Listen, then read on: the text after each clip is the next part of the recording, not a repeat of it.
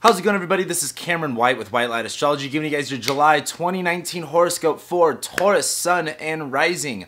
Thank you guys so much for being here and liking and sharing and commenting and subscribing. I love and appreciate every single one of you guys, and I'm sending you all of the positive energy that I have for you guys this month because this is a pretty rough month. I mean, we've been talking about July since like January, and you know, this shouldn't come as any surprise that this month has a lot going on in it. However, the one thing that I wanted to mention is this month has a lot of important things happening, like the eclipses, Mercury retrograde, and so on. But the changes that come with this month are planting seeds for a very fast and refreshing growth for the next 2 months. So to sum that up, August and September are going to be lit as shit, but we've got to make it through this month. So let's go ahead and start off with July 1st. We have Mars entering Leo. And Mars has been in Cancer for quite some time, and it's been transiting your third house, so communication has been maybe a little bit more difficult, could have more problems with your siblings, your neighbors, so on and so forth. However, Mars, the planet of our actions, our energy, our drive, how we initiate, how we tackle things head on, it's also, you know, it heats things up, it severs, it cuts, it is a malefic planet that does bring problems. It's going into your fourth house of the family, your home life, your private life, where you live and how you live, where you center yourself and things like your parents. Now, as Mars enters the fiery sign of Leo, Leo's all about, you know, how we identify ourselves, how we naturally express ourselves, how we, you know, stay more authentic to who we are, stay in integrity, and also remain loyal to not only ourselves, but the people that are loyal to us.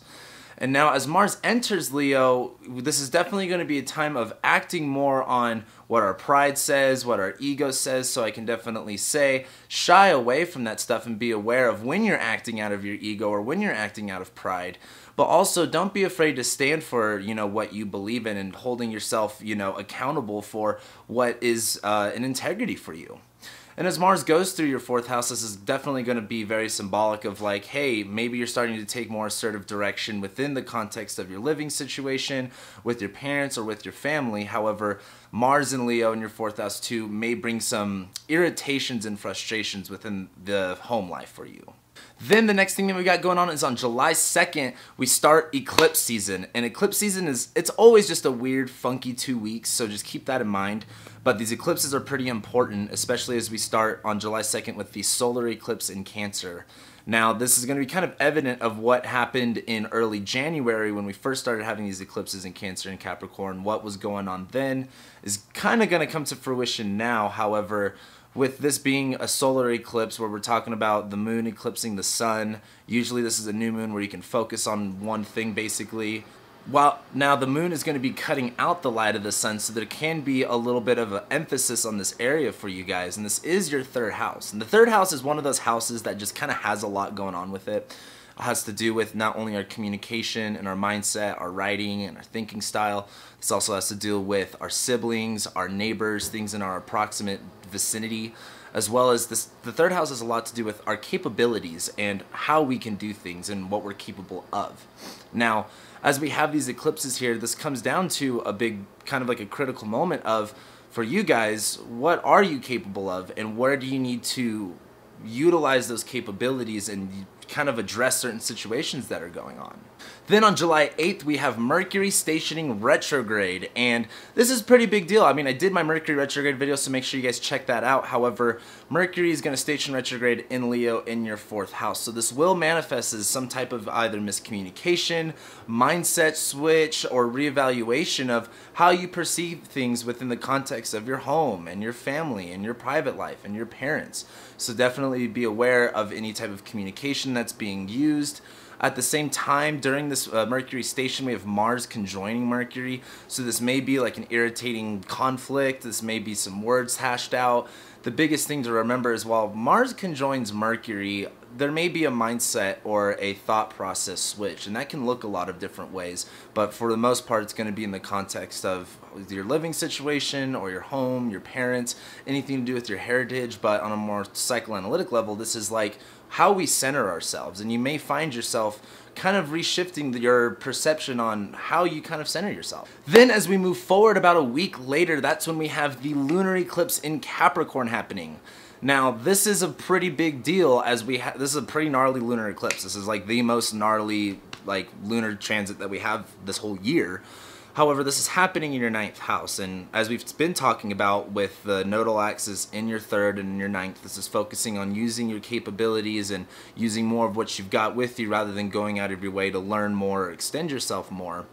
While Saturn, the South Node, and Pluto have been going through your 9th house, making you feel very limited to your local area, like you can't grow or you can't go too much farther. This whole eclipse idea, the whole idea behind this is there should be a light that's being filled, but it's going to get blocked out for a second.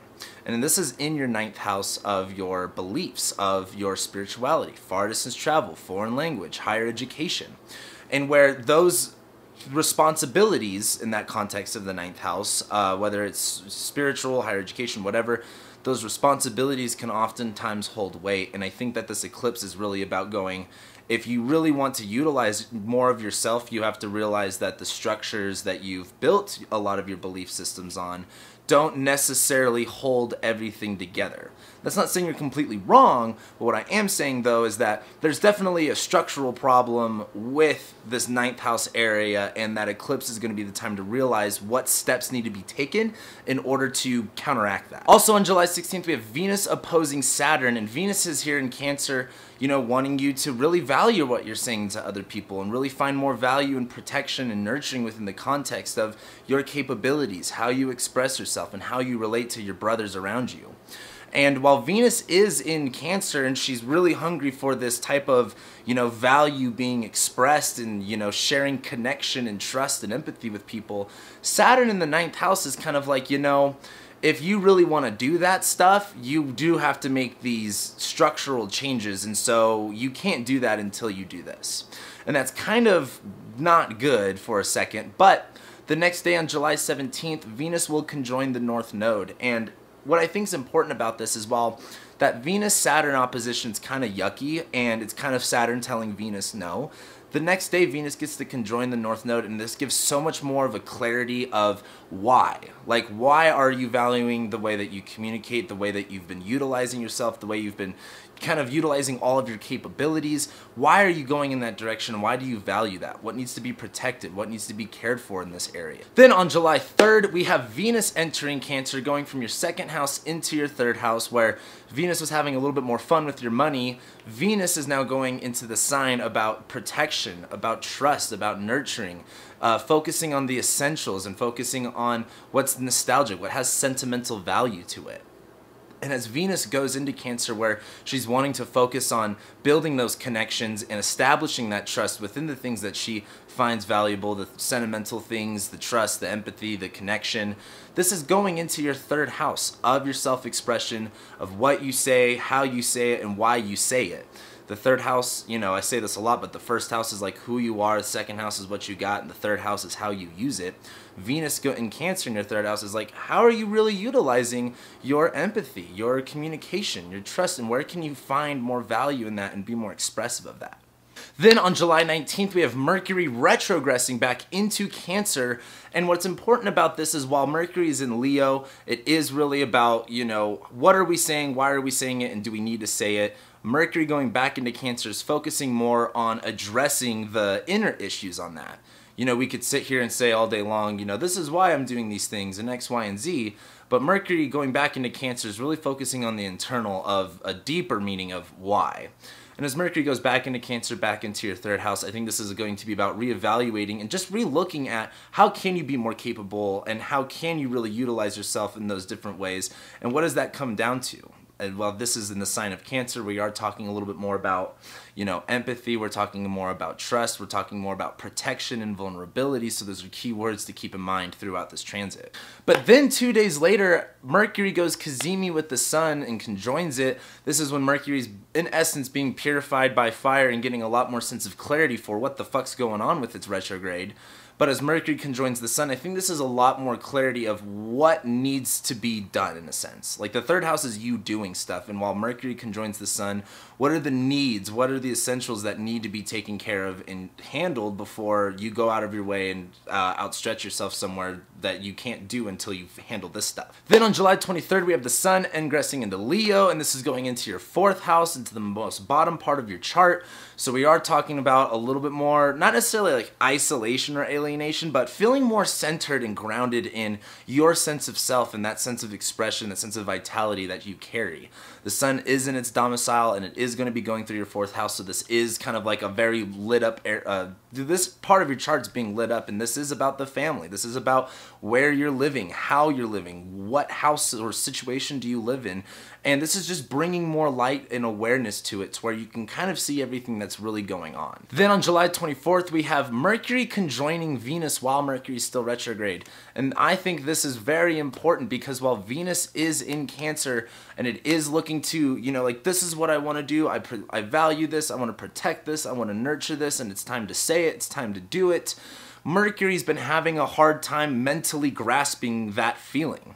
And while Mercury conjoins Venus, this is kind of like Mercury speaking the message of Venus and kind of being like, hey, I can do this, I can say these things, I can rethink myself in a different way. It just comes down to really protecting myself, nurturing myself the way I need to be nurtured, and saying what needs to be said for you, telling yourself the things that you need to tell yourself. But then on July 28th, we have Venus moving into Leo as well. So now we have the Sun, we have Mars, now Venus. Later on, Mercury will also join the picture. But as Venus goes from conservative, more protective Cancer, she goes into more exuberant, more lively Leo, which while Venus goes into Leo, Venus is like about value and about beauty and about fun.